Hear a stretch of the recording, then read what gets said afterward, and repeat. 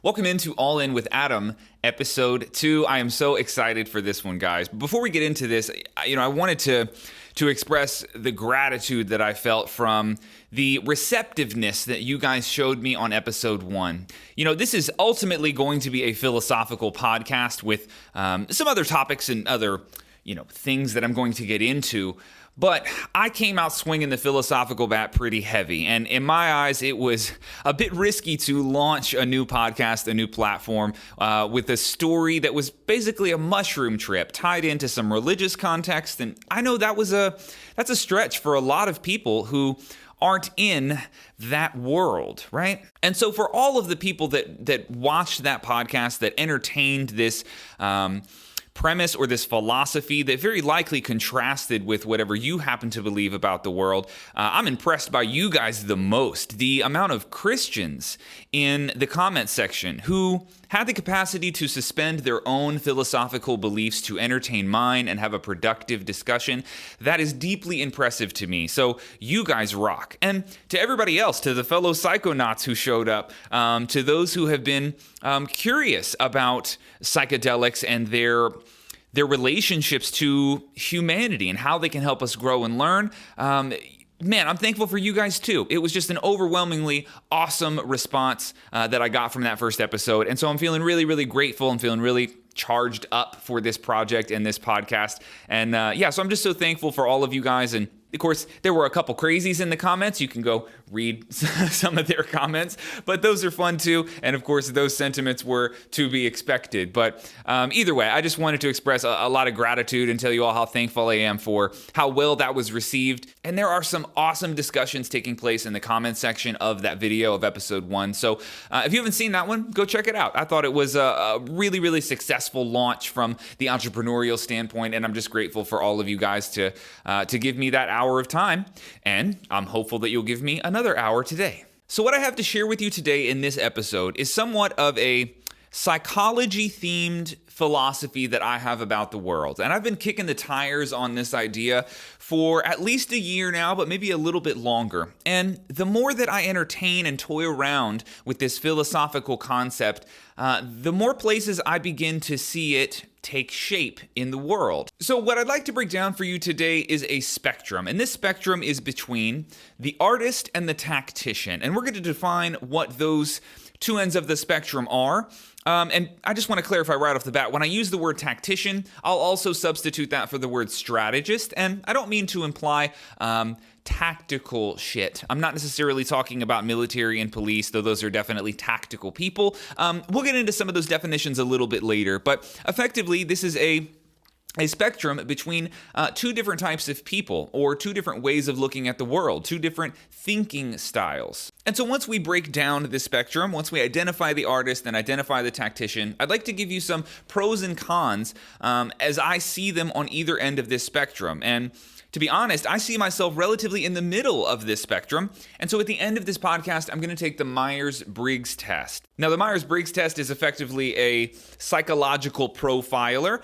It's a test that a lot of large corporations will give to their employees before they place them at a position within a company. And they do that because the Myers-Briggs Test is like creepily accurate sometimes. Of course, I'm well aware that you can't take an online test and put somebody's entire identity within a box, so that's not going to be my intention, but I think it's going to be a great way for you to get to know me and also help explain how I find myself in the middle of this spectrum between the artist and the tactician. So, with that said, this is Tactical Artistry. Let's get into it. So the first place that this idea was introduced to me actually started with hippies, because in the music industry, hippies were always presented to me with an overwhelmingly positive connotation, right? When I thought about hippies, all growing up, I thought about, peace-loving, anti-war, creative people who just wanted nothing but the best for the world, and that movement was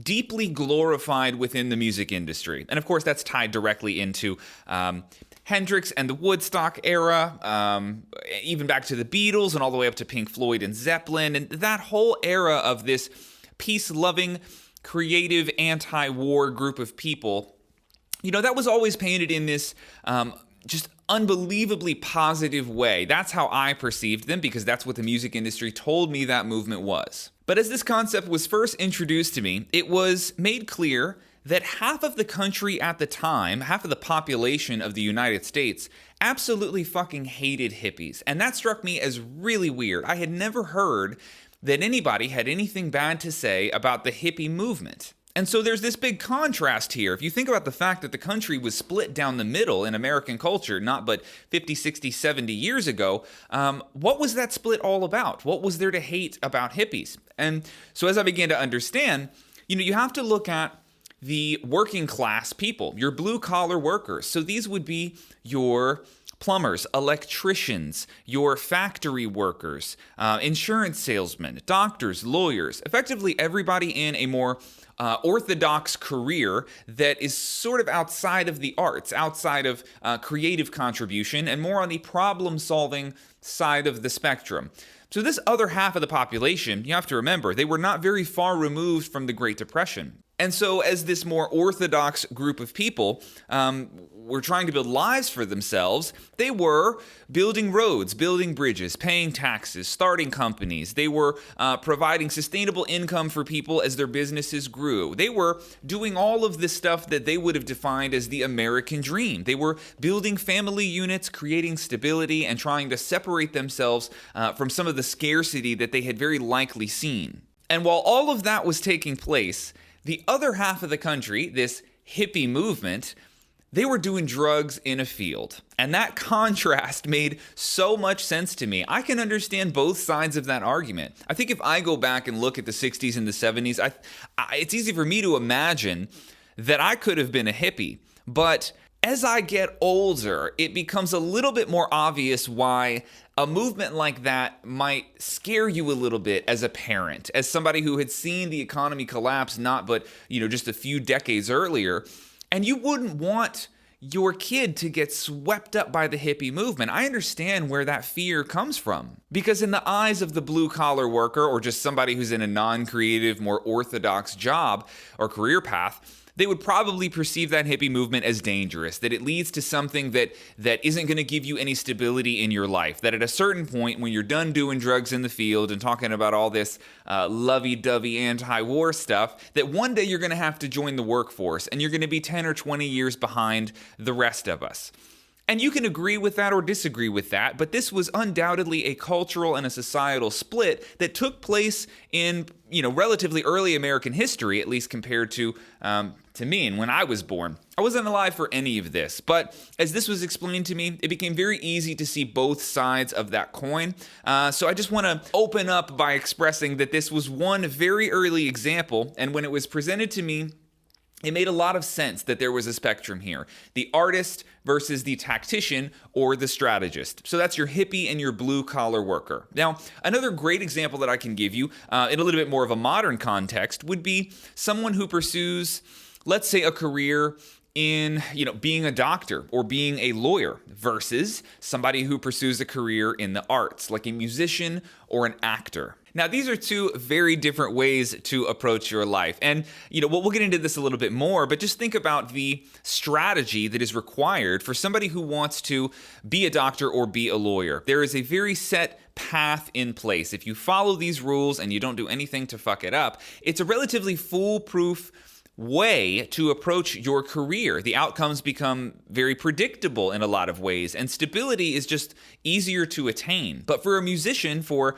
an artist, an actor, a painter, or anybody that wants to have a career in the arts, you forfeit a lot of those luxuries. So in many ways, I can still see some modern career paths being that same sort of contrast, two different ways to set up your life, two different ways to look at the world. And we can continue with these analogies. There are so many of them. But in the career realm, or in at least like the personality realm, think about somebody who wants to be a YouTuber, a content creator. That is the arts. You are gambling in so many ways, and you, again, forfeit a lot of the stability that would come with a more orthodox job, like being a service provider, for example, plumber, electrician, mechanic, or anything within that category. So from here, what I'd like to do is sort of take a look at the tactician side of the spectrum, take take a look at the artist side of the spectrum and give you some pros and cons of both. But before we get that much further in, I want to be abundantly clear that while this is a spectrum that can appear quite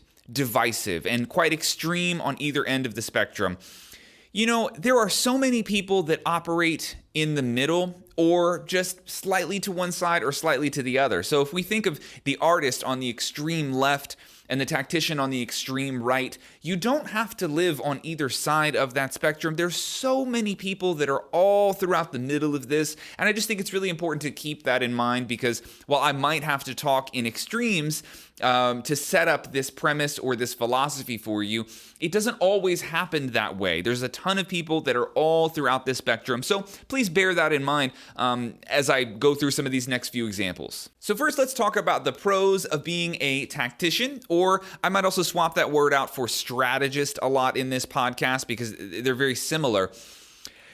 Predictable outcomes would be the first advantage to being a tactical or a strategic person. And a great example of this would be college. So again, we can take this doctor-lawyer analogy. And, if you wanted to have that as a career, there are very strategic, tactical steps that are laid out in front of you. And if you follow those rules, the rule book as it is presented to you, there's not a lot that could go wrong. The outcomes here are very predictable. As long as you are capable of passing the test, let's say in a college setting, of getting all of those credentials and achieving these markers that you have set out for you, I don't know what could necessarily go wrong if that was the strategy that you employed over your life. You will eventually be a doctor, barring some crazy circumstance that could happen. So tacticians and strategists enjoy much more predictable outcomes in life, and this leads to a greater sense of stability. And I think if you were a tactical, strategy-oriented person, you would certainly argue that the greater stability in your life is a huge pro for you, right? That's not a con at all. And I think everybody on any side of the spectrum could undoubtedly enjoy more stability. I don't think very many people have an attraction to chaos or to instability in their life, whether that be in their family life or in their career, in their finances. Everybody seems to universally want some version of stability. I think that's natural for us.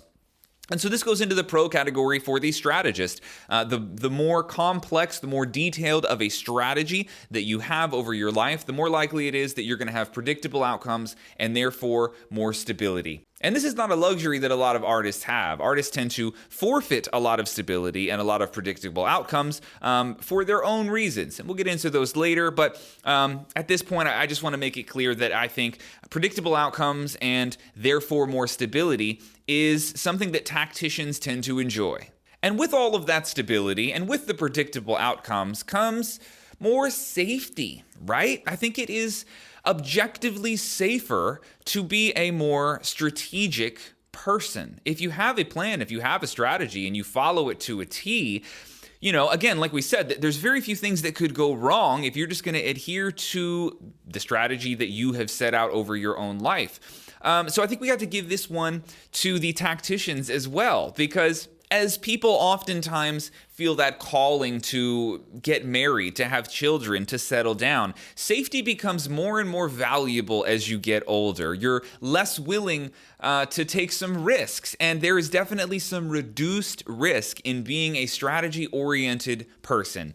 And once again, that's not a luxury that artists, musicians, actors, anybody in the arts, it's nowhere near as safe of a career path. So safety, predictable outcomes, and reduced risk, these all go in the pro category for a tactical or a more strategic person. Tacticians also tend to be a little better in the context of self-discipline, because if you have a strategy for your life and you set that strategy up, you have to follow the rules. You have to adhere to the strategy that you set up, or else you're a pretty shitty strategist, right? And I think self-discipline is one of those virtuous qualities that everybody could use a little bit more of. But if you're talking to someone who is very strategy-oriented in their career and in their personal life, you'll find that self-discipline inherently comes a little bit easier for them. I think this is something that artists most definitely struggle with, and we'll get into that a little bit later in this episode. But I'd just like to make it very clear that I think it is incumbent upon the strategist or the person who operates with a lot more tactical approaches in their life, it's incumbent upon them to be self-disciplined. It comes easier to them because it's part of executing the strategy that they have. Now, before we move over to the artist, let's talk about some of the cons of being a more tactical person. I also want to be clear that I think these cons, or the downsides of being a more tactical, strategy-oriented person, are only going to sound like cons to the artist. To someone who has a strategy over their life and they're a little bit less interested in creative contribution, these don't sound like cons at all. They're cons to the artist, so I suppose in many ways at this point I am talking to the artist. But yeah, here's some things that I personally might not like about the lifestyle or the philosophical approach that a tactical person might take on. One would be less creative contribution, right? I know that makes a lot of artists cringe, but when you're talking about someone who is a tactical, strategy-oriented individual, they're not interested in the arts that much. So creative contribution is not at the top of their list. What they would rather do is solve your problem. And if it's not your problem they're solving, they'll be solving their own problem. That to them is their contribution to the world. And contributing art or contributing creative concepts, creative works, that is just far less appealing to them. And again, I know the artist is cringing when they hear something like this, but when we get into these more industrious career paths, you don't really want your plumber to be that creative. You need a problem solved. And in that scenario, you definitely want someone who is more tactical. You don't need creativity in a scenario like that. You need a problem solver. And so the lack of creative contribution that a tactical person, might have, that doesn't really matter to them. They're solving problems, and that is what they value. That is what they want to contribute to the world. But I suppose we can call this a con, because as someone who is naturally quite a bit of an artist, I couldn't imagine a world where I'm not offering a creative contribution. It's a very valuable thing to me. So I put that one as kind of a con, I guess. I think people who don't creatively contribute anything to the world, I don't want to live that way. So we can call that a con, I suppose, but there's a lot of context. It just depends on the person that you're talking to, and genuinely, what do they value? Now, I think another theme that we're going to call a con for the tactician would be that somebody in that position, a non-artist, a non-creative person, I think those people tend to struggle with empathy a little bit more. I think they tend to be a little bit less emotional when it comes to their work, when it comes to their personal life, their family life, their relationships. And of course, it's not to say that they are void of emotion. You'd have to be a psychopath of some kind to fall into that category. But I think when it comes to empathizing with other people, artists are inherently better at doing that. I think a tactical, strategic person, again, is interested in solving your problem, but not necessarily meeting you on an emotional level. So they tend to be, relatively speaking, less compassionate. They're not void of compassion, but they are definitely less compassionate and less empathetic than somebody who would be more on the artistic side of the spectrum. So we can call that a con for the tactician. And I think one of the last cons that we would have to lay out for a tactical, strategy-oriented person is that in many ways, people who are outside of the arts, I think sometimes you can set yourself up for less peaks and valleys in your life. I think someone who operates from a more emotional, creative, artistic point of view, I think they're going to have greater up and downs in life. And I think in so many ways, someone who is playing by the rule book in their career and in their personal life, strategy and tactics seems to be their preferred method of engaging with the world. I think a lot of times those people might experience less emotional peaks and valleys. And I think there's an argument to be made that experiencing those peaks and valleys, very high highs and very low lows, isn't that kind of what the fuck life is all about, right? I'm somebody who, the artist in me has undoubtedly given me some very high highs and very low lows. And of course, there's that common philosophical premise that the highs are only high if you've been low, and the lows only suck if you've been high. And if you were to compress that emotional spectrum a bit by sort of staying out of artistry and out of creativity and taking on all of those emotional risks that come with being in those fields, I think you can make an argument that you are living a less exciting life.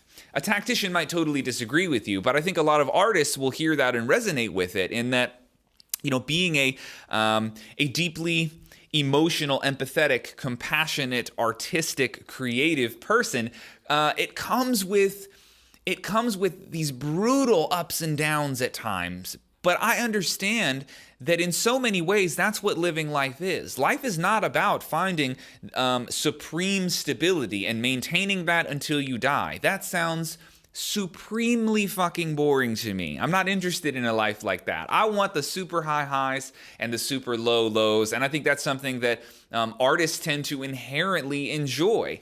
And a tactician might not see value in that, but I do. I want the big wins, and I'm not scared of the big losses, and I think this is one thing that could be kind of a con for a tactical, strategy-oriented person. And now let's slide on over to the artist. And the artist, these are people that I know very, very well. Having been in the music industry and interacting with so many musicians over the past decade or so, and really longer than that, because all of my friends in high school, everybody I knew growing up was an artist, was a musician. Those were my people. I know this group of people a little bit better than I would say I know the tactical side, right? I know a hell of a lot more musicians than I know police officers or lawyers or doctors or military people. And while I do know plenty of people on that side, on that strategy-oriented side of this personality spectrum, I think I know artists a lot better. So I'm excited for this part because I can speak to artists a little bit more directly. I just interact with them that much more. Now, pros of the artist, and I would agree with a lot of these, higher creative contribution. For me, creating something that contributes something to the world for other people's personal enjoyment, even if it doesn't necessarily solve a problem, that still has a super high appeal to me. That's the artist in me. I could not imagine a week or a month where I create nothing. I could not possibly imagine that. Creativity feels incumbent upon me as a human being. It's just a part of who I am.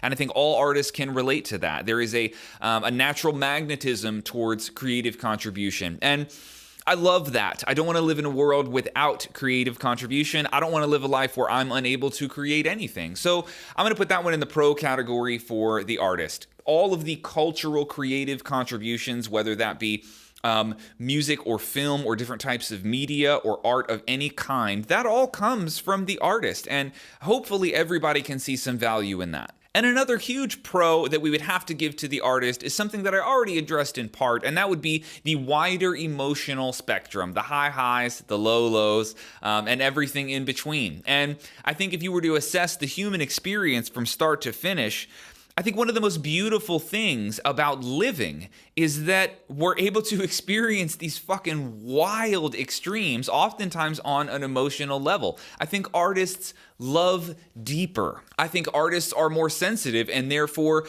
experience more pain, more suffering in their life. But again, I have an attraction to that roller coaster ride, right? I want to live life that way, a life that is full of major wins and major losses and feel the entire spectrum up and down. So I just want to give credit to my artists, to my high empathy, emotionally driven human beings. I hear you, man. And once again, I think that's what fucking living is all about, experiencing that entire spectrum. And I have no desire to compress that spectrum of these emotional up and down. So we're going to give that one to the artist. I also think that the higher level of empathy and the greater degree of compassion with which artists operate could potentially give them a greater connectivity to the people around them. I think artists are much better at relating to other people on an emotional level, and that human connectivity is something really, really special. If you think about empathy and compassion, those two specific traits, they are very, very human. They're not exclusive to humans, but it's definitely a big dividing factor between us and the rest of the animal kingdom, right? And so a good example of this would be if you had a breakup or some emotionally difficult situation. It's very likely that you would call your more empathetic, your more compassionate friend, that could be your mom, for example. You would call that person in order to connect emotionally. What you don't need in that situation is a problem solver. A tactical, strategy-oriented person is probably not who you want when you're going through something emotionally difficult. You want emotional connection, and I think artists and creative types are inherently better at doing this. And a final pro that we have to give to the artist, this is a really big one, is that they are hyper-specialized. Because they are so passion-driven, it becomes very easy for the artist to be consumed by the thing that they are passionate about. And this leads to, in many cases, hyper specialists in their craft, in their field, and they tend to be supremely talented in a very narrow category. And the thing is, I love that about the world. I love hyper-specialized people. I love somebody who picked a very niche thing to get good at, and they just became the best in the fucking world. I love this in drummers. I love this in all musicians, in all artists. When they picked something that they love to do, they allowed that passion to completely consume them, and they become a hyper-specialized talent. I want a world full of those people, because being more of a jack of all trades is somewhat less appealing to me, and that's kind of the artist in me that feels that way. So hyper-specialized talents and skill sets, we're going to give that one to the artist. But of course, we have to talk about the cons of being an artist, and there are many. And the reason this is so easy for me to talk about is because I experienced them. You know, just a little bit of a personal background here. I feel like I was born very much a purist when it comes to the arts, when it comes to creativity. I was born very much on that side of the spectrum. And as I've gotten older, I've undoubtedly balanced that out and come far more to the tactical strategy-oriented side of that spectrum. And again, the Myers-Briggs Test that I'm going to be taking at the end of this podcast will help clarify sort of why I fall in the middle of this spectrum, but I was born much more of an artist. And so when it comes to the cons of being that type of person, having that type of approach to problem solving or looking at the world through the prism of artistry and creative contribution, I experienced a lot of shit that sucks. And so this one is very easy for me to talk about because I have lived this stuff. So to talk about some cons of being on that artistic side of the spectrum, I think we need to talk about the fuel source of the artists. Artists are very oftentimes motivated by inspiration. But the problem is, inspiration is finite. It is not always controllable. It's relatively impossible to decide to be inspired. It's simply something that the universe gives you sometimes, and sometimes it fucking doesn't. And I'm a person who is very oftentimes led by passion and inspiration. The start of this podcast was very much rooted in an inspiring event, right? I just kind of got lit on fire by this one experience, and it made me want to do something. So this project in itself is passion driven. But there is a problem with that. And the problem that I see with that is that if you have any type of a family unit or a structure of other people who depend on you for, I guess, financial contribution would be the easiest way to look at this, you are inherently less reliable when your work is fueled by a resource that you cannot control. And so if your willingness to work every day is dependent on how you feel, how inspired you feel, how motivated you feel to be creative, there is an inherent danger there. Because what happens when you no longer have that inspiration? I see this happening in relationships as well. You know, when you begin a brand new relationship with somebody, an intimate relationship, there's very likely going to be a higher level of intimacy, a higher level of connectivity. And I think that's beautiful. I've experienced that before, and that you can call it infatuation, but a lot of that fire that happens in early relationships is just a really special thing.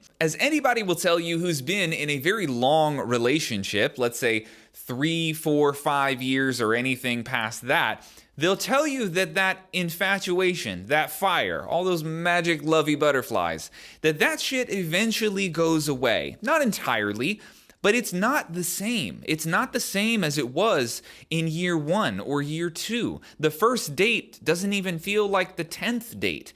And the 20th date doesn't feel anything like year 5. And so once that fire doesn't burn as hot as it used to, whether it's in your career or in a romantic relationship, once that fire sort of dies down, the artist, the creative person who is predominantly fueled by that passionate fire, they're going to have a hard time here because now you're faced with the reality that you just have to do some shit that you don't want to do, especially, again, if you're in a family unit or some sort of social environment where other people depend on you. And I worry for artists sometimes that if they have no strategy or tactics that they're employing in their life and their fuel source for their work and their career is rooted in this universal inspiration that just seems to come to them, well, what happens when that disappears? You are going to have to figure some shit out. And so I worry sometimes for the artist that this is in the long term, somewhat of an unsustainable way to get through a day, to approach a career. Because in my experience, everything that I have ever been passionate about, it doesn't always stay that way. It doesn't work that way. It certainly doesn't work that way with drums for me. It doesn't work that way in my relationship. Everything seems to stabilize, and these fires just burn less hot as time goes on. It's part of our psychology, I think. And so artists are not so good at planning for that to happen. And if you're an artist, speaking directly to you, I would say, what's the plan if the fire ever goes out? And keep in mind, I'm not trying to stomp your fire out. If you're on fire and passionate about what it is that you have doing within your artistry or have going on within your artistry, dude, keep that going. I hope that fire burns bright for 100 years until the day you die. But in my experience, it won't. And when that fire begins to dim, I want you to have some sort of strategy to deal with that. Now, another thing that the artist or the more creative types can struggle with is executing tasks, right? And so we can take a very easy task here. Like let's say working out. Working out, at least for me, is not deeply gratifying initially, right? I don't always look forward to the workout in itself. However, there is something on the other side of that workout that I want. So it's an unenjoyable task, but it has an outcome that I actually do desire. And so I have a willingness to do the uncomfortable task in order to get the desired outcome, the cool shit that's on the other side of that hard work. And I say exercise, not to imply that there are musicians who don't exercise. There's tons of them that do.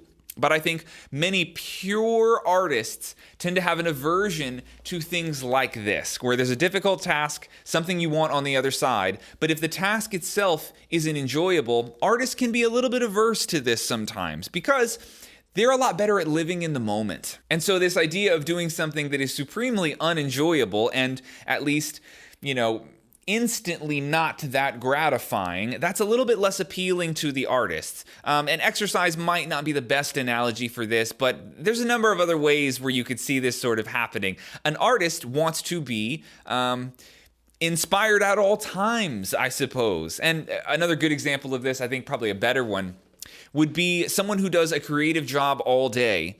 But then how do they feel when they have to sit at the computer at the end of the day and answer emails or run the numbers to balance the books, the finances for the business side? Artists tend to be better at the art stuff, and the monotonous tasks, the required tasks that come with running like an artistic business, that's a lot harder for an artist. And the more of an artist you are, the more of a purist you are on that creative side of the spectrum, the more difficult it is to do unenjoyable tasks. And that's a con for the artist, in my opinion, because there's a whole lot of stuff that I'm sure artists would want that are just on the other side of something difficult, if only they could do the difficult thing. And let me be very clear, there are numerous anecdotal examples of this happening. I think I'm one of them. There are artistic entrepreneurs all over the place. So this doesn't apply to everyone. But if we go to that extreme side of the spectrum and talk about the genuine purist artist, I think they do struggle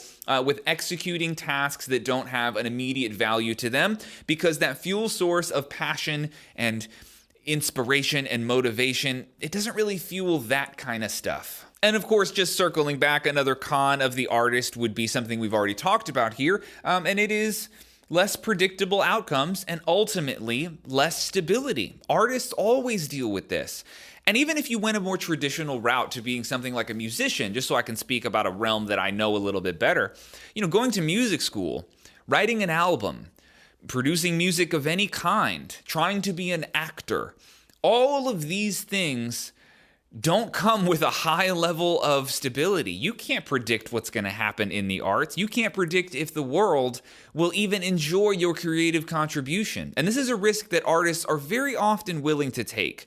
But if it doesn't go how you wanted it to go or how you planned for it to go, you end up just being mad at the universe about that. And I think that saddens me for a lot of artists because it's a risk that you have to take. And no one on earth can guarantee you that your creative contribution, that your art, that your creative career in the arts, no one can guarantee you success here. And it comes with a risk that scares me for a lot of artists sometimes. I hope you know, if you're going into the arts in any capacity, and that's the thing that you're chasing, this is risky. It is inherently risky because the world doesn't owe you some sort of fundamental appreciation for your art. You're taking a risk. And again, that comes with less predictable outcomes and ultimately a little bit less stability in your life. So we're going to have to call that one a con for the artist. Now, this is where this podcast gets a little bit tricky because I would like to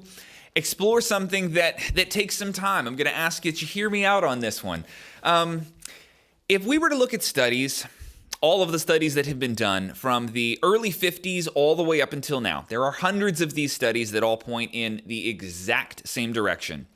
And it is that when you have a child who is raised in a two-parent household with a biological father and a biological mother, the studies overwhelmingly predict that every marker for success, every predictor for success that you could have in that child's life goes up astronomically. And I am acutely aware that that comes with a very uncomfortable implication that gay parents are suboptimal, and that is not the message that I have for you today. Because first of all, I'm a believer that any family unit that you have is beautiful. I don't think the universe owes you a set of parents. I don't think it owes you any parents at all. To be totally honest, I think having one parent and especially having two parents, no matter what their sexual preferences or whatever their gender is, whatever combination you have, whatever family unit you have, if you have one person or two people or five people in your family unit that love you, I think that is absolutely beautiful. I don't think the universe owes you a set of parents. And so if you have sane ones, that's a privilege. If you have ones that love you and they're nurturing in any capacity, that's a privilege. I just don't think the universe owes you a set of parents. And so whatever set of parents you got, whatever your family unit looks like, gay, straight, polyamorous, I really don't give a shit. I think you're lucky to have whatever it is that you have. And so when we look at these studies that have this overwhelming implication that a two-parent household, even with a biological father and mother, is optimal, once again, I don't intend to imply that gay parents are suboptimal in any capacity. What I take away from those studies is that you have a child that has two deeply contrasting influential figures in their life. One of them being more of a disciplinarian, a tactician, a strategist, someone who is going to impart those beliefs and those philosophies about how to move through life on that child. And in that same household, that child could have another influential figure who is someone who is more artistic, empathetic, emotionally connective, compassionate, nurturing. And that is the value that I take away from all of these studies, which overwhelmingly say that a two-parent household is optimal. Now, of course, for the most part, this is going to be a straight male and a straight female, but I don't think it has to be at all. I think if you were to have, two gay men or two gay women who are raising a child, my only hope in that scenario would be that they have somewhat different personalities, that one of them would be the disciplinarian, one of them would be the strategic tactician, and the other would be more of a nurturing, empathetic, an emotionally connective person. That's my hope for every child in the world, that they can have both of these influences in their life. And in a weird way, I'm an anecdote here. I didn't have a traditional family unit. I have no siblings, and I was raised by a single mother. But I think one way where I got extremely lucky is that my mother was kind of right down the middle of this spectrum. She was very nurturing, affectionate. She was physically affectionate, emotionally affectionate, verbally affectionate. She fostered creativity. She was everything that you would want a mother to be.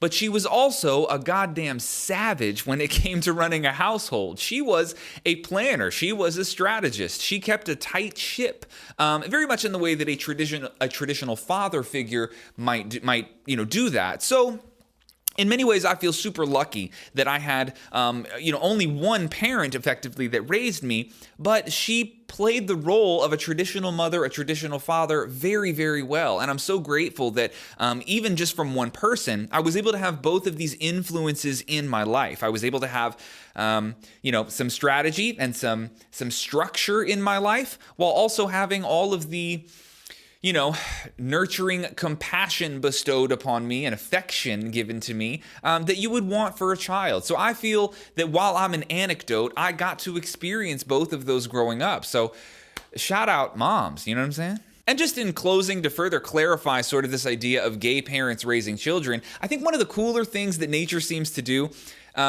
is that, this idea of opposites attract, it's kind of universal. I think for the most part, people end up with people that are not similar to them. And I understand that there's an oxymoron that we're talking about two men who are likely very similar biologically. But I'm talking about on a personality level. I think it's very common that whether it's a gay couple, a straight couple, or any type of couple at all, that opposites do seem to attract. I think tacticians are attracted to artists a lot of times. And I think artists are attracted to tacticians. And I think that balance is something that nature seems to provide us in many contexts, right? And maybe not in every scenario. Maybe you're the type of person who is an artist and you're purely attracted to artists. But I suppose, for what it's worth, if you're still in the dating pool, try dating somebody who's a little bit out of your wheelhouse. I think there's very oftentimes some cool balances that can be struck there. And it can provide an environment for you, for your household, and for your family unit, whatever that looks like, that has a really cool balance where you can operate on either end of this spectrum, where the artist can learn from the tactician can learn from the artist, and of course, if there's a child involved or some other person in your life, people in your life that you can influence, you can balance that influence out. Because again, I'm a fan of people on both sides of this spectrum, and I think in so many ways, we're built for each other. The artist is built to balance the tactician is built to balance out the artist, and we can learn a lot from each other. Now, here's the last uncomfortable analogy that I'm going to present to you in this wheelhouse, and that is in politics. Now, I'm just dipping toes in the water here. It is not my intention to share with you any of my political ideologies, though I hope to do that down the road in this podcast. I think it's a little early, and we have a lot of groundwork to lay before I get there. But I do want to give you some nonpartisan examples of how I see this spectrum being applied in the realm of American politics. So if we take the ideological left, the Democratic Party, I don't think there's much of an argument that this is the empathy party. And you can certainly debate over whether or not their policies and ideologies and vision for the world is truly the most empathetic. There are always debates to be had there. But there's no denying that they appeal to more empathetic people, right? They're interested in more social causes, and they tend to be hyper-focused on issues that are relatively specific to, emotion in a way. And to be honest, I think we need those people. I think we need them in every context. I think you need that type of influence over a child's life. I think you need those types of friends. And I don't intend to say necessarily that the Democratic Party is the artistic party, because that's a little obscure. You know what? I'm actually quite comfortable with that statement. I think the left is the artistic party, and look no further than all of Hollywood, all of the entire music industry, all of the tech industry, which is, pretty much on the creative side. Ask an artist that you know. Ask the most artistic person you know. I bet you they lean left on a majority of issues. And conversely, ask somebody who's more on the tactical side. Ask somebody in the military, ask a cop, ask a firefighter, ask an industrious worker who might have a more utilitarian sort of job. It's very likely, at least on paper, that they're going to be more conservative. And of course, there are anecdotes across the board here. There are deeply conservative artists, and there are more industrious, tactical people who would be totally liberal. liberal. And there's also all these beautiful blends, like somebody that's fiscally conservative but socially liberal. That's a really common phrase. But I think in terms of calling the left the artistic party, I think that's a pretty safe thing to do. And again, look no further than Hollywood and the music industry, the film industry, any of that, all predominantly left almost across the board on every single issue without fail. But they're a party that operates from a higher level of emotion, right? I think Democrats and Republicans could both agree on that.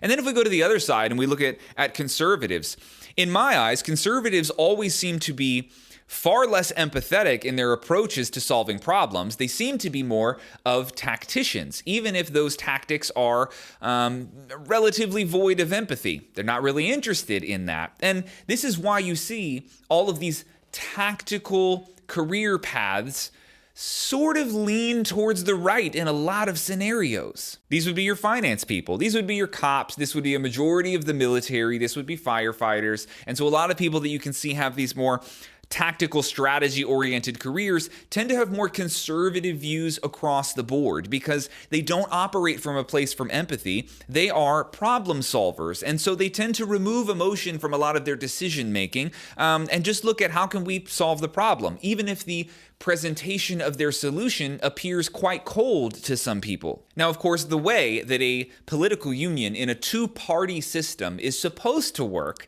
is that there is a push and a pull, and ultimately, both parties sacrifice their position in part to meet somewhere in the middle so we achieve a balanced outcome. Because I want to be explicitly clear, I have no desire to live in a world where the left makes all of the decisions.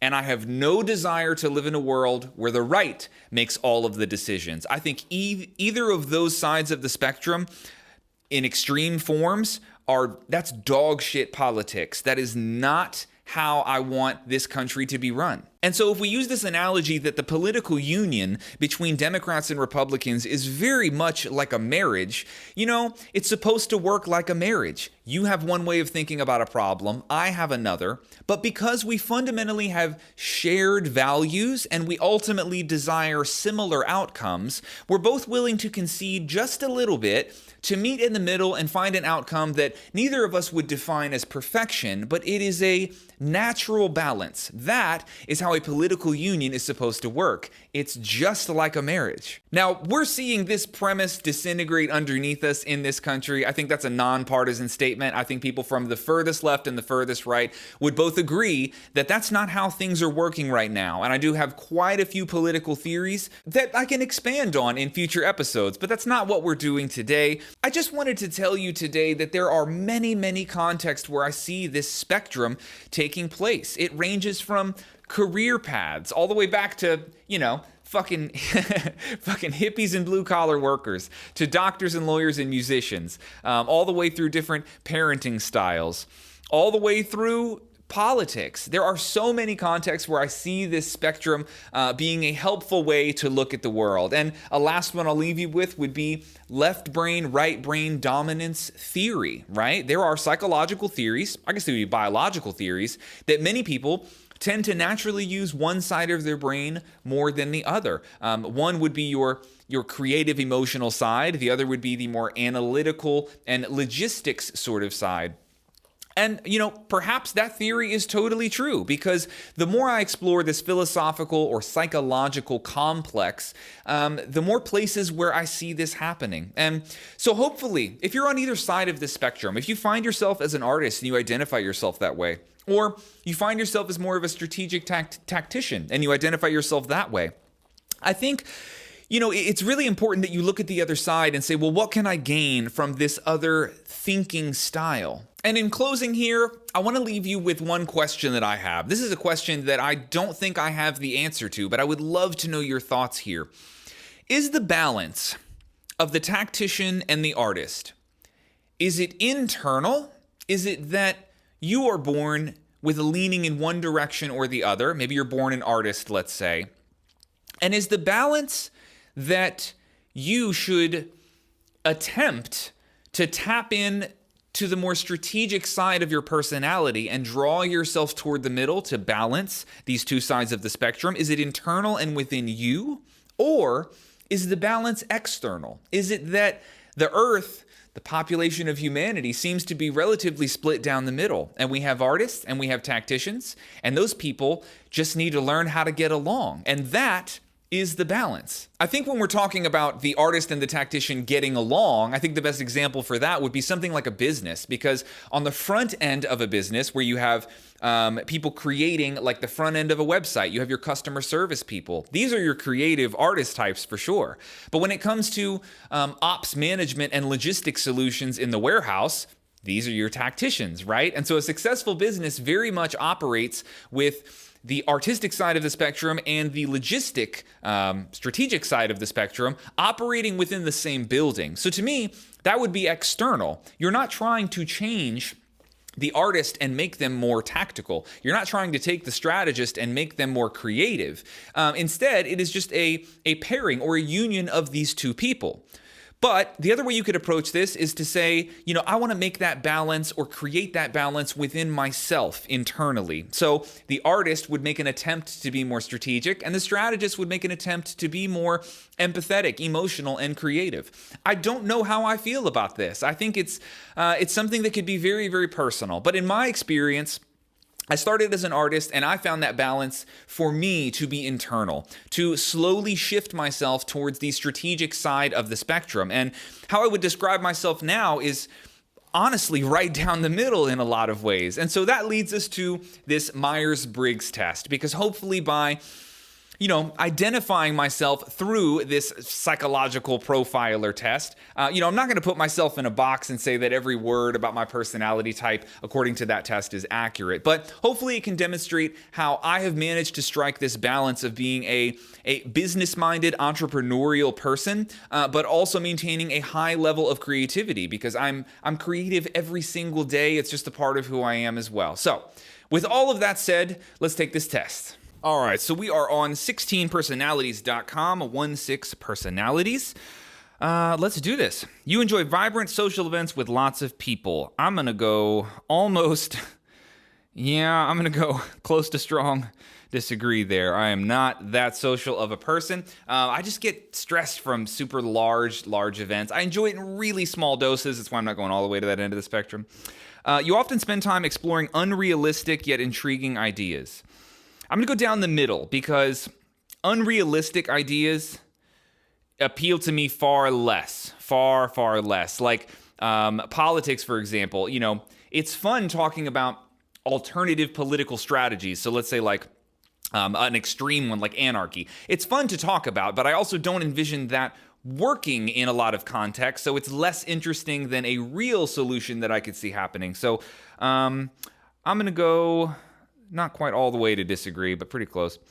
Your travel plans are more likely to look like a rough list of ideas than a detailed itinerary. Agreed. I'm not I'd rather improvise on a vacation.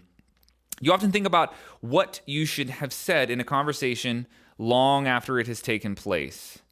Yes, and normally in like a debate context, like I could have illustrated my point better if I said it this way. I'll do that with lessons. If I make like a drum lesson and like a year later I watch it back, I'm like, oh, I should have mentioned that. That would have like sold the idea a little bit better. So yeah, I do that fairly often. If your friend is sad about something, your first instinct is to support them emotionally, not to try and solve their problem. Absolutely not. My instinct is to solve the problem. I get a little weird when people approach me with something that's like hyper emotional. Even drummers who come, like musicians do this all the time about like, I just don't feel like my instinct is like a handle your shit kind of thing, right? Like, do you want me to solve the problem, or did you want me to, like, I'm not your mom, right? That's sort of where I fall naturally. So I'm going to go strong disagree. People can rarely upset you. Yeah, I'm going to go almost all the way agree. I certainly could be upset by something somebody said, but being a YouTuber will do that to you as well. Like, how many times can you be called a fag before you just end up like, all right, well, it makes you a little bit more thick-skinned. So I think my environment may have fostered that a little bit more. But yeah, I'm going to go pretty strong agree on rarely get upset by people. Let's keep moving. You can often rely on other people to be the ones to start a conversation. You often rely on people. Rely on other people Start a conversation and keep it going. I'm just going to go down the middle. I could go either way. I really don't care for like small talk that much, but like I could start a conversation if I had to. I don't really rely on them. So down the middle. If you have to temporarily put your plans on hold, you make sure it is your top priority to get back on track as soon as possible. Pretty strong agree. I tend to be a little bit more improvised in my work weeks. But yeah, I don't like getting... Well, you know what? I'm going to bump that up one more. Yeah, I get pretty pissed off if I have to like rearrange a plan that I had. I don't like that. It is like top priority to get... Very rare that I'll like abandon a project. If I start a project, like I'm going to finish it. So pretty strong agree. You rarely worry if you made a good impression on someone you met. Yeah, pretty strong agree. I don't really care if a new person likes me or not necessarily. They'd have to be some like a very important person for me to get to know, for example. But if you don't like me, you don't like me. I don't really feel like I can change your mind necessarily. I'm not interested in changing your mind. It would be a challenge for you to spend the whole weekend all by yourself without feeling bored. No, that is a perfect weekend for me. You are more of a detail-oriented person than a big picture person. No, I feel very, very capable of being both of those at the same time. I'm going to have to shoot down the middle on that. You're very affectionate with people that you care about. Yes, and I don't know why, but I've always had like an attraction to trying to be more affectionate, right? Like trying to be more the kind of person who gives compliments and speaks up, because I've always noticed that when people behave that way, someone who is very affectionate or just very vocal about the things that they like about you, they're very complimentary. That tends to be a universally attractive thing. Everybody kind of likes that in other people. So I've tried to be that person in many ways, to be very complimentary, very affectionate. So yeah, you have a careful and methodical approach to life. Not entirely. It's really context. I think I have to shoot down the middle on that one. I could go either way depending on what the goal is, right? You are still bothered by the mistakes you made a long time ago. No, not at all. Not at all. Used to be growing up, but as I've gotten older, no. I just tend to let shit go. Got better at doing that. At parties and similar events, you can mostly be found farther away from the action. Yeah, almost totally agree. I'd rather be off on the porch talking with like one or two people. That's where you would find me, not telling jokes in a circle with a bunch of people. I'm just averse to that sort of social situation. You often find it difficult to relate to people who let their emotions guide them. Yes, strongly agree. And in many ways, I wish I could be more empathetic. I think it would make me a better teacher in certain scenarios. But I think one of the things that also makes me a good teacher is that I don't allow other people to be guided by their emotions, at least in my lesson room, right, or in my videos. How you feel is somewhat irrelevant if you want to solve this problem or acquire this skill or invest in this craft. Let's keep moving. When looking for a movie to watch, you can spend ages browsing the catalog. No, this is something me and my fiance Kelly fight about a lot. She can spend 30 minutes looking for something to watch, and at a certain point, I just flip after like 6 minutes. I'm like, who fucking cares? Pick anything and just play it on the TV. I'm not wasting my time in the menu. Like, the point was to put on something to be entertained. I'd rather be less entertained by something I don't love than not entertained at all for like another 30 seconds, right? So no, I'm gonna go pretty strong disagree on the browsing. You can stay calm under a lot of pressure. Yes, not a tremendous amount of pressure, so I'm gonna go right there. Let's keep going. When in a group of people you do not know, you have no problem jumping right into their conversation. I don't really have a problem jumping into the conversation. Would I is the question. I probably wouldn't, but I don't have an issue doing it. So I'll go a little towards the agree side. When you sleep, your dreams tend to be bizarre and fantastical. No, not really, but I have had wild-ass dreams, so I'll fairly disagree. In your opinion, is it sometimes okay to step on others to get ahead in life? Well, context matters. Sometimes. I mean, it kind of depends on the context, but like I don't disagree with the premise necessarily that sometimes you have to come first. Your family has to come first, right? That should never be your goal, and it should always be considered whether or not you might be hurting someone to get something that you want or that you need. I'm going to go, okay, to step on others to get ahead in life. That feels like it's painted so ethically black and white. Like, are you a shitty person or are you not a shitty person? I'm just going to go slightly agree, because I kind of I could think of some scenarios where that would be okay, though predominantly it wouldn't be. You are dedicated and focused on your goals, only rarely getting sidetracked. Yeah, I'm going to go towards the agree side on that. I do get sidetracked from time to time, but it's not very often. I tend to be a little bit more stubborn when it comes to projects and work, things like that. If you make a mistake, you tend to start doubting yourself, your abilities, and your knowledge. No, I do not do that at all. When at a social event, you rarely try to introduce yourself to new people and mostly talk to the ones you already know. Yup, not. New conversations are harder. They take a lot more work. And investing in a new friendship or a new relationship, it is worthwhile. But for an introvert, that's a big ask. It's a tall order to say, like, can you invest in a new friendship? It's like, oh my God, it's so much work. And I already know people. Like, I already have some friends where it's much more effortless because we've put in the years to get to know each other. So that ends up being a lot more appealing to me. You usually lose interest in a discussion when it gets philosophical. Absolutely not. I tend to be the guy that steers things in the philosophical direction and pulls conversations out to a much wider perspective most of the time. So that is a strong disagree. You would never let yourself cry in front of others.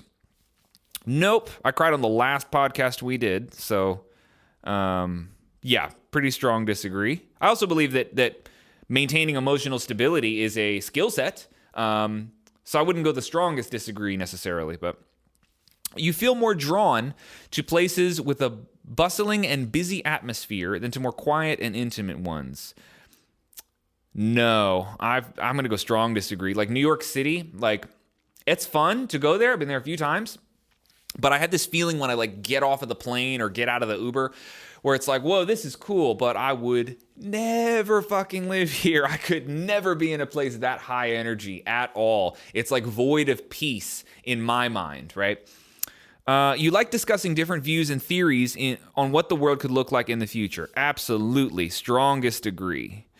When it comes to making life-changing choices, you mostly listen to your heart rather than your head. Almost full disagree. You know, I've gotten better at that, tapping into a little bit more of like letting emotions be the compass sometimes in some scenarios, or at least giving value to some of the more emotional ways of thinking. But yeah, for the most part, nah. You can imagine yourself dedicating your life to the study of something that you cannot see, touch, or experience. So this one is an ironic one for me because I'm a musician. And I guess you can experience music. It's a little bit harder to see and touch. I mean, you're getting into like the weeds on like, you know, sensory stuff. But for the most part, like I find it weird when people study like theoretical physics on like stuff in space that's way too far away. There's an element of me that's sort of like, but you don't fucking know. Like, you haven't been there. Like, this is a really abstract thing to become obsessed over, right?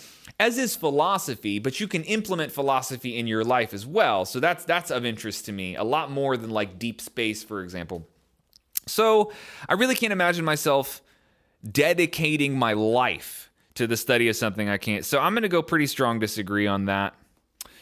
You usually prefer to get your revenge rather than forgive. My instinct would be revenge. Yeah.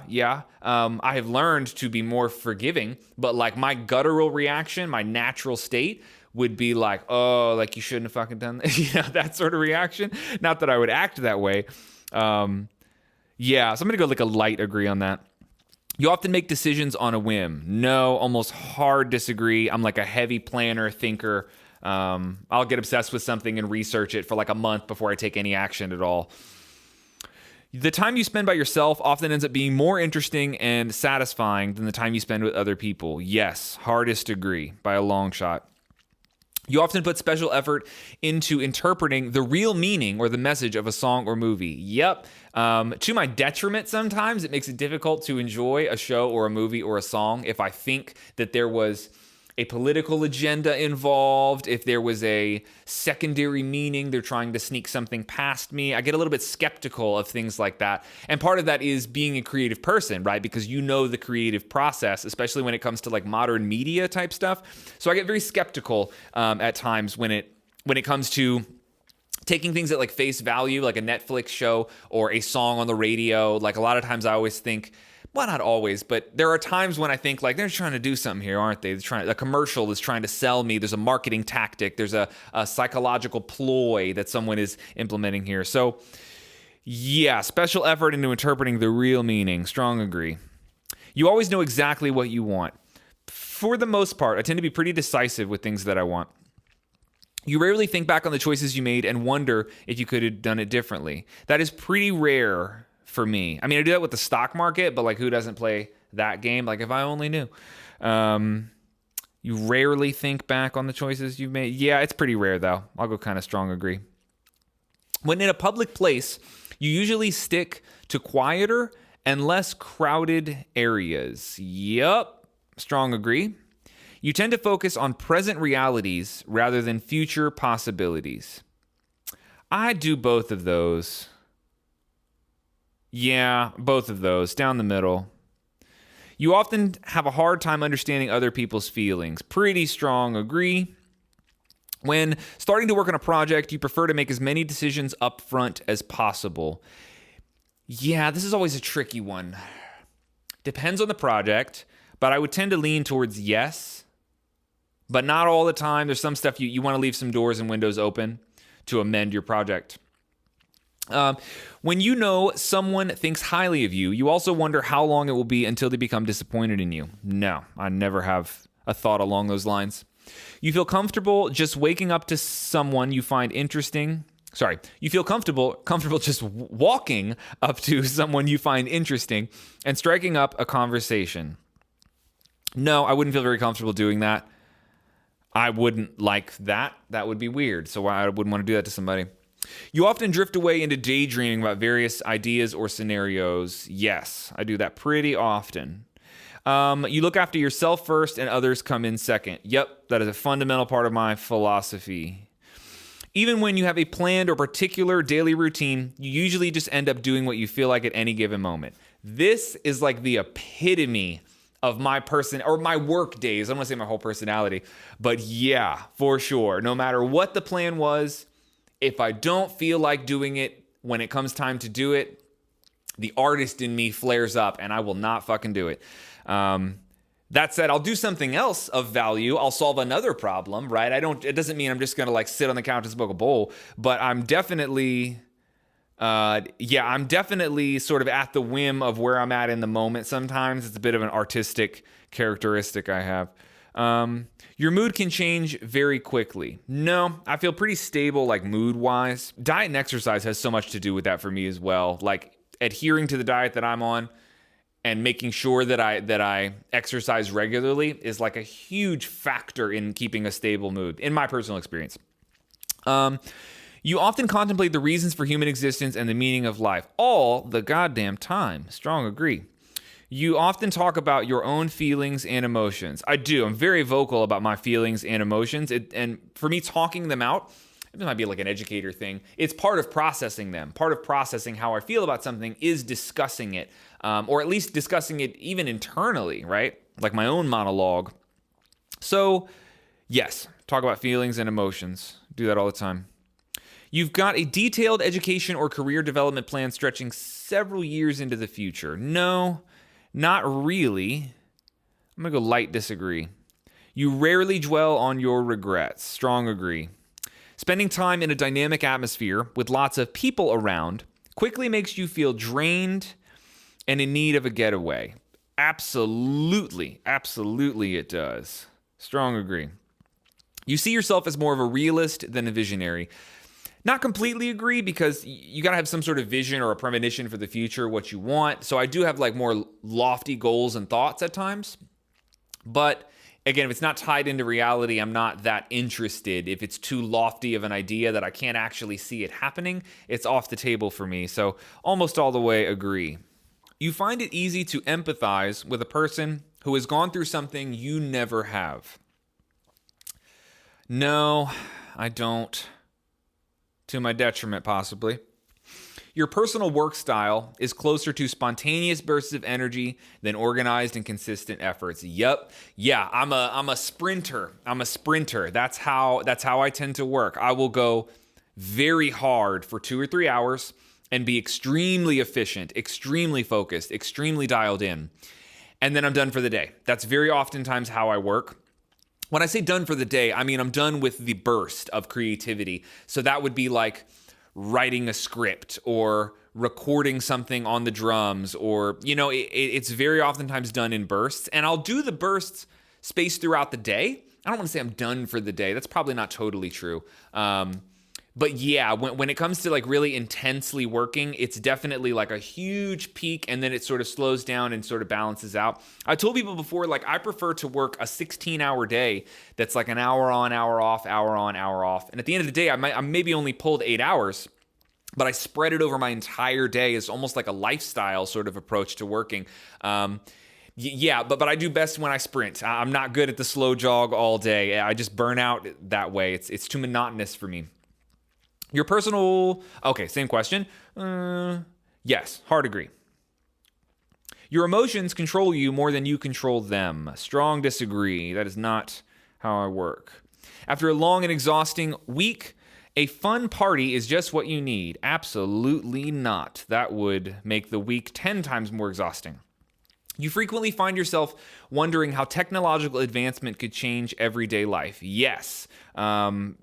Technological philosophy is like one of my huge passions. We're going to do a whole episode on that in the future. So yeah, that particular question is really relevant to me. I think about that all the time. You always consider how your actions might affect other people before doing something. Kinda, sorta. It just depends. The lone wolf thing doesn't always set you up to do that. So I'm going to go straight down the middle. You still honor the commitments you made even if you have a change of heart.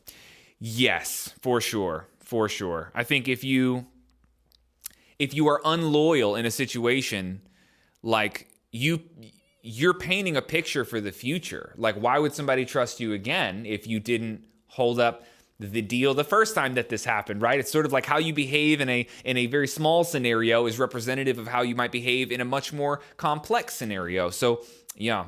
You rarely feel insecure. I do. I rarely feel insecure, but I'm a human. I'm going not all the way agree. I am a male, and let's see some results. Architect. INTJA. So let's just read exactly what this is. I've taken this test before. I always get architect, obviously, but so I am pretty deeply introverted. We'll just scroll down this list here. 86% introverted, which is pretty far on that spectrum. Energy, intuitive versus observant is a little harder for me to quantify. I don't totally understand that. I tend to think more than I feel. Even my feelings, I tend to think them through before I allow myself to feel them or before I identify with that emotion. So before I were to say, I'm angry, I will have thought about whether or not I can justify being angry. And if I can, then I'll allow myself to be angry if I've rationalized the emotion first. Otherwise, you wouldn't see that emotion come out of me. Hopefully that makes sense. Tactics, fairly balanced on that. Identity, assertive versus turbulent. The way I understand assertive versus turbulent, like the A and the T that goes on the end of this 4-letter combination, this one is INTJ-A. A is the assertive version and T is the turbulent version. And I perceive this as to be like the confident version of your personality versus the more like depressive version of your personality. So I tend to lean towards that more, the confident side. So let me read some of these first paragraphs here, because this is what first sold me on this Myers-Briggs test. Like, very like, holy shit, this is accurate. It can be lonely at the top.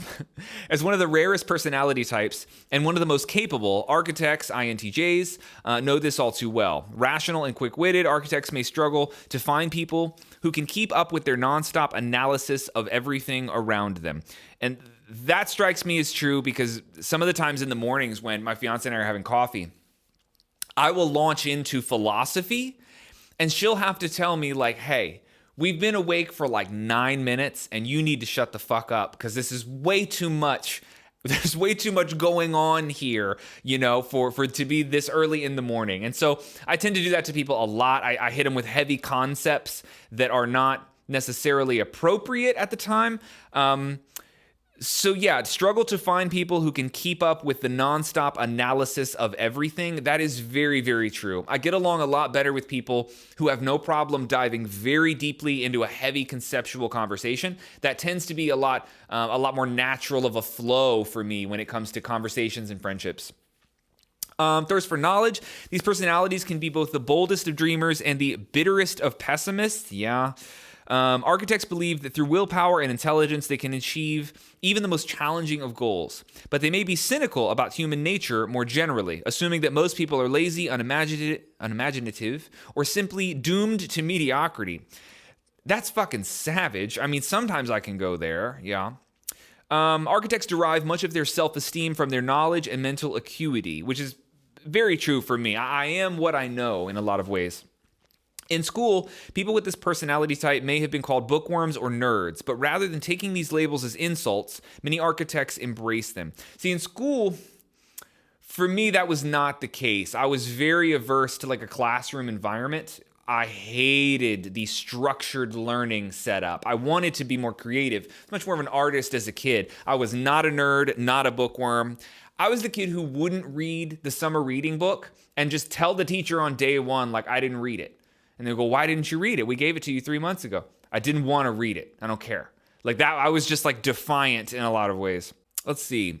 Finding a better way. This particular paragraph I remember being pretty striking. Architects question everything. Real quick, my favorite phrase about the INTJ personality is infinite philosophical tire kickers.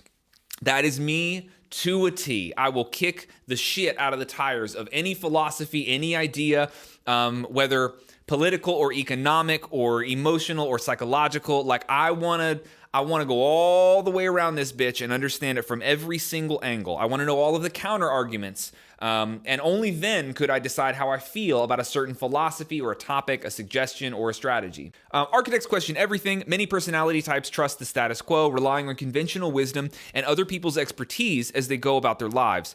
But ever-skeptical architects prefer to make their own discoveries. In their quest to find better ways of doing things, they aren't afraid to break the rules or risk disapproval. In fact, they rather enjoy it. Absolutely. That's a little bit more true to who I was as a young kid. But as anyone with this personality type would tell you, a new idea isn't worth anything unless it actually works. Architects want to be successful, not just inventive. They bring a single-minded drive to their passion projects, applying the full force of their insight, logic, and willpower. And heaven help anyone who tries to slow them down by enforcing pointless rules or offering poorly thought-out criticism. God damn, that is so on the money. So on the money. One thing that I'm willing to like go to war for is if someone comes at me with a poorly thought-out idea. So for example, if somebody has a business suggestion or a philosophical idea that sounds not thought out, I have an affinity for attempting to tear that idea to shreds. That's where I naturally go. Because if I've thought this out and I know the counter argument and I know the philosophical wormhole to go down to lead to a certain conclusion, and somebody makes a statement that implies that they have not done that same work, I feel very compelled to challenge that idea, and not to prove myself, but to defend the logic and to defend the idea in of itself, because I have put in the work to understand what this is. And if another person hasn't, man, that makes me go into like a debate mode very, very quickly. Let's go to social frustrations. Architects aren't known for being warm and fuzzy. They tend to prioritize rationality and success over politeness and pleasantries. In other words, they'd rather be right than popular, and that is absolutely true for me. This may explain why so many fictional villains are modeled on this personality type. Fictional villain, good God. Because architects value truth and depth, many common social practices, from small talk to white lies, may seem pointless or downright stupid to them. Yep. Small talk drives me crazy. It feels so pointless. I'd rather not have a conversation than have one about the weather. Beautiful sunny day out here. What do you think about last week? Fuck all this. Who cares? We are literally wasting time. I don't feel any different after this conversation. We could have a conversation that makes us feel different, that makes us learn something about each other, about the world. We could share ideas. We could grow. Or we can talk about fucking cars. Like, not that I can't talk about cars, but the value of a conversation is very important to me. If it's a low value conversation, I am not interested in continuing that conversation. So as a result of this, architects may inadvertently come across as rude or even offensive when they're only trying to be honest. At times, architects may wonder if dealing with other people is even worth the frustration. Yep. But like any personality type, architects do crave social interaction. They just prefer to surround themselves with people who share their values and priorities. Often they can achieve this just by being themselves. When architects pursue their interest, their natural confidence can draw people to them, professionally, socially, and even romantically. And I found this to be true and got more comfortable with this as I've gotten older. Being myself is the best way to attract friendships that are actually meaningful, and trying to impress people tends to attract people that I don't even fucking like. So let's see. I don't want to read all of this. It's a lot, and you can certainly look this up. Let's go strengths and weaknesses. I want to do some weaknesses. What do I suck at? Weaknesses. Arrogant. Architects might be knowledgeable, but they're not infallible. Their self-assurance can blind them to useful input from other people, especially anyone they deem to be intellectually inferior. These personalities can also become needlessly harsh or single-minded when trying to prove others wrong. That stubbornness is something that has been present in me from a very, very young age. My mom would tell you that I was very stubborn the moment I started to develop a personality. And balancing that out has definitely been something I've always, I don't want to say struggled with, but it's always required effort for me. There have been times in my life where I was so narrow-minded that I could not hear something very obvious. I'll give you a weird example of this. This is the most obvious way this has ever happened that I can think of. When I went to rehab, when I got there were many, many other people there, mostly all men, they had been there for a while, so they were really comfortable. I was a little uncomfortable. I don't know these people. I don't know this place. I'm a little skeptical of this process. The comfort that these other guys had who had been there for a few months at a time, or for a few months in a row, they were joking around. So they're making jokes about I don't know, telling sex stories, and they're just really lighthearted, and it's rehab, so this is a bunch of extreme, it's vulgar as shit, the whole thing, there's war stories is a common thing, so you're hearing heroin addicts talk about shooting dope, there's a lot of that, and the vulgar, but also lackadaisical nature of a lot of that, it sort of turned me off a little bit initially. I thought, I'm here to save my life, and these people are here to play fucking games. That was how I perceived it. And, I remember trying in the first week of rehab to get transferred out to another part of the rehab facility or to another rehab altogether. And I remember all of my counselors and all of the guys that were there, everybody collectively had the same message. They said, listen, man, your brain is trying to get you the hell out of this situation. You might not realize it, but the addict in you is taking a swing at all of this because this is deeply uncomfortable. It's supposed to be deeply uncomfortable. And you're finding reasons to rationalize why you don't need to be here for some reason, but that's bullshit. And you'll learn that it's bullshit if you can stick this out. And after 3 months of being in rehab, they were right. They were 100% right. My brain was looking for a way to rationalize why I'm better than this situation, why I don't deserve to be here. I could get something better. And I was hunting for that rationale. And I was so close-minded at the time. I was also deep in the pits of fucking alcoholism, but I was so close-minded at the time that, people who were emotionally more mature than me, a little bit more intellectual than me when it came to understanding addiction psychology. I was totally unwilling to listen to them at the time. And so that's a really good example of like how that personality trait has sort of come back to bite me. Overly critical. Yeah, I can do that. Kelly's good at balancing this out. She's a lot less critical than I am. I'll criticize a show, a song, a thing, and she'll have to remind me like, hey, people look at the world different than you. People can do this. People can do that. I'm like, I fucking know. I know. Combative. Yes. I'm going to read this one. Architects hate blindly following anything without understanding why. Absolutely. Philosophical tire kicker. This includes restrictions and authority figures who impose them. People with this personality type can get caught up in arguing about useless rules and regulations, but sometimes these battles are distractions from more important matters. Yes, absolutely, that's me. It's one of the reasons I am not suited for what you would call a normal job. I don't think I will ever have a boss from now until the day I die. That is off the table. Romantically clueless. I don't know about this one. Architects' relentless rationality can lead them to be frustrated by romance, especially in the early stages of a relationship. They may struggle to understand what's going on and how to behave. If the relationships fall apart for reasons they don't understand, they can become cynical about matters of the heart, even questioning the importance of love and connection. Kind of, sort of. I've been guilty of this when I was young in relationships because you do a lot of stupid shit when you're really young and you get into like semi-long-term relationships. But I also think I had a very good mom that helped me navigate a lot of the romantic waters a little bit better, giving me advice from a woman's perspective growing up. And so yeah, I feel like that doesn't fully apply, but I've definitely done some stupid shit in relationships. You go back far enough. So yeah, we can keep going. If you want to learn more about this, you can certainly just go type in INTJA or architect. You can read all about it if you care to. Maybe you're an architect. I have no fucking idea.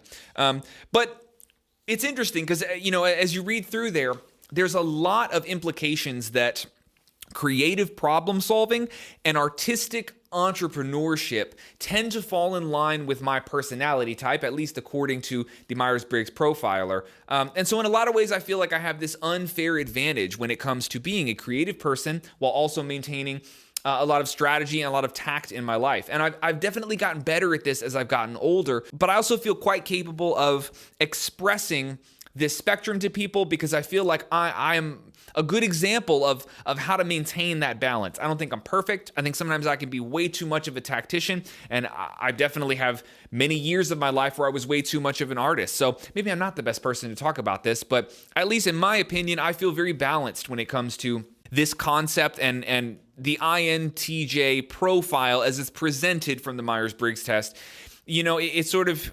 It sort of lets me know where I fall and how I'm capable of maintaining that balance between the two. So yeah, hopefully you guys enjoyed this podcast. I really appreciate you hanging out with me. And up next, we're going to do, more than likely, I'm not sold on it, but I'm working on, episode 3 is going to be around some political fundamentals, nonpartisan ideas that you can apply to your political life, your political walk. And hopefully we can talk through some ideas that will be helpful no matter where you fall on the political spectrum. So I'm working on that one. If it's not next, then it'll come out down the road. So yeah, it's a good one. Thank you so much for watching, guys. Adam here. This has been All In with Adam, episode 2, and I will catch you in the next one. Later.